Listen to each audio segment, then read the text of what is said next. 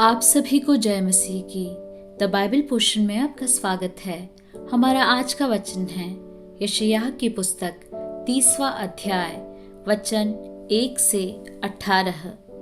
यहोवा की यह वाणी है, हाय उन बलवा करने वाले लड़कों पर जो युक्ति तो करते परंतु मेरी ओर से नहीं, वाचा तो बांधते परंतु मेरे आत्मा के सिखाए नहीं, और इस प्रकार पाप पर पाप बढ़ाते हैं। वे मुझसे बिन पूछे मिस्र को जाते हैं कि फिरौन की रक्षा में रहे और मिस्र की छाया में शरण ले। इसलिए फिरौन का शरण स्थान तुम्हारी लज्जा का और मिस्र की छाया में शरण लेना तुम्हारी निंदा का कारण होगा।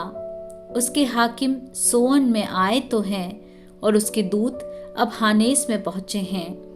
वे सब एक ऐसी जाति के कारण लज्जित होंगे जिससे उनका कुछ लाभ न होगा, जो सहायता और लाभ के बदले लज्जा और नाम धराई का कारण होगी। दक्षिण देश के पशुओं के विषय भारी वचन, वे अपनी धन संपत्ति को जवान गदहों की पीठ पर और अपने खजानों को ऊंटों के कुबड़ों पर लादे हुए संकट और सकेती के देश में होकर, जहां सिंह और सिंहनी, नाग और उड़ने वाले तेज विषधर सर्प रहते हैं, उन लोगों के पास जा रहे हैं जिनसे उनको लाभ न होगा, क्योंकि मिस्र की सहायता व्यर्थ और निकम्मी है। इस कारण मैंने उसको बैठी रहने वाली रहब कहा है। अब जाकर इसको उनके सामने पत्थर पर खोद और पुस्तक में लिख कि वह भविष्य के लिए वरन सदा के लिए साक्षी बनी रहे, क्योंकि वे बलवा करने वाले लोग और झूठ बोलने वाले लड़के हैं, जो यहोवा की शिक्षा को सुनना नहीं चाहते। वे दर्शियों से कहते हैं, दर्शी मत बनो, और नबियों से कहते हैं, हमारे लिए ठीक नबूवत मत करो, हमसे चिकनी चुपड़ी बातें बोलो, धोखा देने वाली नबूवत करो।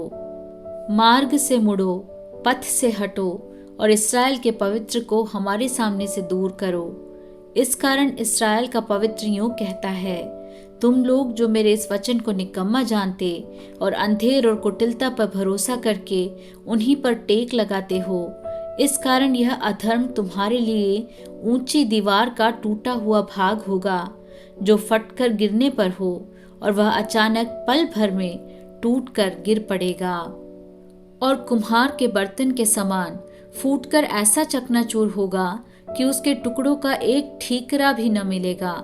जैसे अंगीठी में से आग ली जाए या हौद में से जल निकाला जाए। प्रभु यहोवा इस्राएल का पवित्र यूं कहता है, लौट आने और शांत रहने में तुम्हारा उद्धार है, शांत रहने और भरोसा रखने में तुम्हारी वीरता है, परंतु तुमने ऐसा नहीं किया।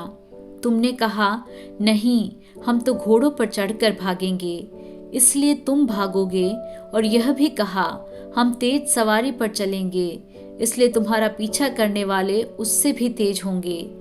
एक ही की धमकी से 1000 भागेंगे, और 5 की धमकी से तुम ऐसा भागोगे कि अंत में तुम पहाड़ की चोटी के डंडे या टीले के ऊपर की ध्वजा के समान रह जाओगे, जो चिन्ह के लिए गाड़े जाते हैं।